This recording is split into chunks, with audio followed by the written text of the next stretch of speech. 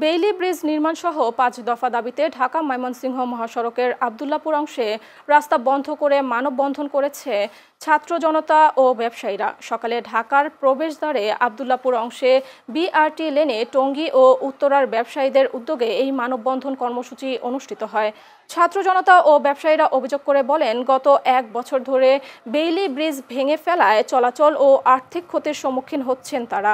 সন্ধ্যার পর ছিনতাইকারীদের প্রকোপ ও পর্যাপ্ত লাইটিংয়ের ব্যবস্থা না থাকায় টঙ্গীর ব্যবসায়ীরা ক্রেতা হারাচ্ছেন বলে অভিযোগ করেন তারা।